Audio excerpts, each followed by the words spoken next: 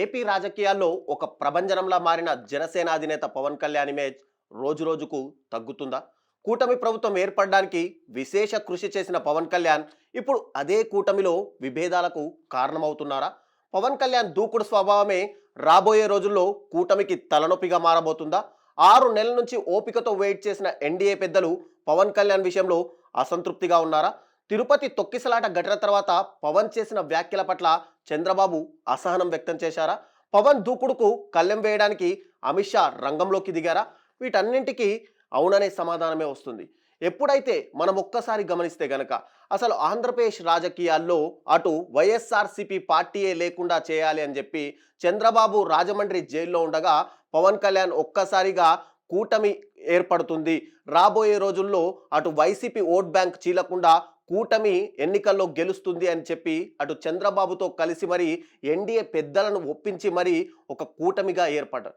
ఆ తర్వాత జరిగిన అనేక పరిణామాల్లో అటు కూటమి వేవ్లో అటు వైఎస్ఆర్సీపీ మీద ఉన్నటువంటి అగెనెస్ట్ కావచ్చు, లేదంటే ఆ సంక్షేమ పథకాలు సరైన రీతిలో ప్రజల్లోకి వెళ్ళకపోవడం కావచ్చు, వీటన్నింటినీ దృష్టిలో పెట్టుకున్న ఆంధ్రప్రదేశ్ ప్రజానికం మూకుమ్మడిగా అటు ఎన్డీఏ కూటమికి ఫుల్ ఫ్లెడ్జ్గా ఓట్ బ్యాంక్ అయితే అటు డైవర్ట్ అయింది. టోటల్గా ఆంధ్రప్రదేశ్ రాష్ట్ర చరిత్రలోనే లేని విధంగా, ఎప్పుడూ లేని విధంగా కేవలం 11 స్థానాలకే వైఎస్ఆర్సీపీ పరిమితం కావడానికి అటు పవన్ కళ్యాణ్ విశేష కృషి కూడా ఎంతో ఉంది అని మనం ఇక్కడ చెప్పుకోవచ్చు.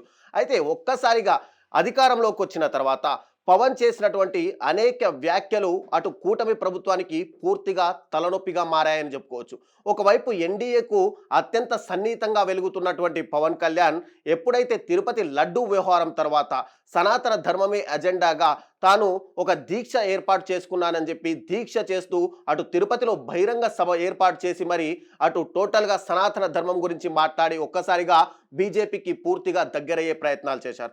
ఆ తర్వాత జరిగినటువంటి అనేక పరిణామాలు చూసుకుంటే కనుక కాకినాడ సీజ్ ద షిప్, ఎప్పుడైతే పవన్ కళ్యాణ్ టోటల్గా రేషన్కి సంబంధించిన బియ్యము టోటల్గా కాకినాడ పోర్టు నుంచి విదేశాలకు వెళ్తుంది అని చెప్పి ఏకంగా తానే పడవలో వెళ్ళి మరి ఆ షిప్ దగ్గరికి వెళ్ళి సీజ్ ద షిప్ అని చెప్పడం, ఆ తర్వాత అక్కడ ఉన్నటువంటి అధికారులు కూడా దీన్ని సెంట్రల్ గవర్నమెంట్ పరిధిలోకి వస్తుంది, కానీ రాష్ట్ర ప్రభుత్వం సీజ్ చేసే అధికారాలు రాష్ట్ర ప్రభుత్వానికి లేవు అని చెప్పినప్పటికీ కూడా పవన్ కళ్యాణ్ నేను కావాలంటే సెంట్రల్ గవర్నమెంట్తో మాట్లాడతాను, నా స్టామినా ఏంటో మీకు తెలీదా అన్నట్టుగా వ్యవహరిస్తూ మరి ఆ సీజ్ ద షిప్ అంటూ ఒక వ్యాఖ్యలు చేసి అదంతా కూడా టోటల్గా సోషల్ మీడియాలో వైరల్ అవ్వడానికి కారణమయ్యారు.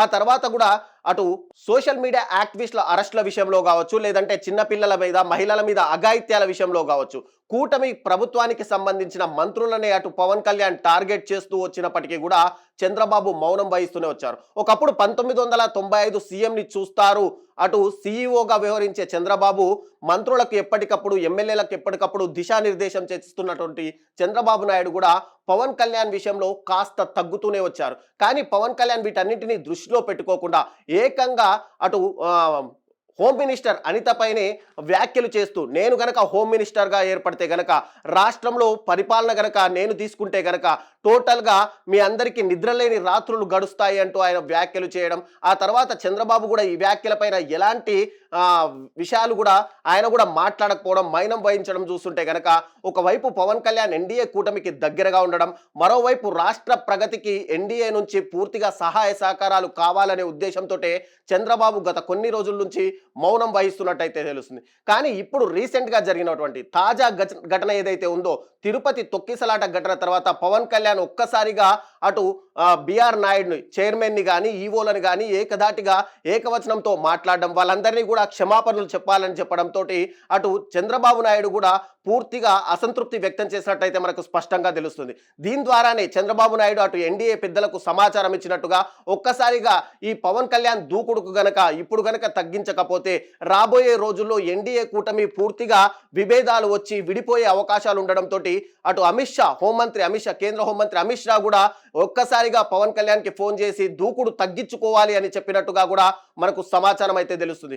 ఒకవేళ గనక పవన్ కళ్యాణ్ ఇదే దూకుడు గనక కొనసాగిస్తే రాబోయే రోజుల్లో ఎన్డీఏ కూటమి మళ్ళీ మూడుగా చీలిపోయే అవకాశాలున్నాయి. 2014లో ఏదైతే కూటమిగా ఏర్పడి ప్రభుత్వాన్ని స్థాపించారో అదే ప్రభుత్వం ఆ తర్వాత విభేదాల కారణంగా అటు చంద్రబాబు నాయుడు మళ్ళీ బయటకు వచ్చిన నేపథ్యం మనందరికీ తెలిసిందే. ఇప్పుడు గనక పవన్ కళ్యాణ్ గనక ఒకవేళ దూకుడు గనక తగ్గించుకోకపోతే రాబోయే రోజుల్లో మళ్ళీ 2014 సీన్ రిపీట్ అయ్యే అవకాశాలు స్పష్టంగా కనిపిస్తున్నాయి. ఇప్పుడు గనక ఒకవేళ చంద్రబాబు నాయుడు గనక కూటమి ప్రభుత్వం నుంచి బయటికి వస్తే గనక తనకు ఆంధ్రప్రదేశ్ రాజకీయాల్లో పోయిందేమీ లేదు. మహా అయితే 21 సీట్లు మాత్రమే అటు బీజేపీ నుంచి కానీ జనసేన నుంచి 21 సీట్లు, మిగతా 30 సీట్లు మాత్రమే అక్కడ విడిపోయే అవకాశం ఉన్నాయి. కానీ ప్రభుత్వం మాత్రం పడిపోయే అవకాశాలు లేదు. అదే గనక చంద్రబాబు నాయుడు కూటమి నుంచి బయటికి వస్తే గనక 17 ఎంపీ స్థానాలు ఉన్నటువంటి టీడీపీకి ఇప్పటికే ఆయువు పట్టుగా ఉన్నటువంటి టీడీపీ గనక ఒక్కసారిగా ఎన్డీఏ కూటమి నుంచి బయటికి గనక వచ్చి మరోవైపు బీహార్ ముఖ్యమంత్రి నితీష్ కుమార్ విషయమే మనం చూస్తే గనక నితీష్ కుమార్ ఎప్పటి నుంచో ఒక్కొక్క పార్టీలతో అటు అలయన్స్లు పెట్టుకుంటూ తన ప్రభుత్వాలను ఏర్పాటు చేసుకుంటున్నారు. కాబట్టి ఎప్పుడు నితీష్ కుమార్ బయటికి వస్తాడా తెలియని పరిస్థితి.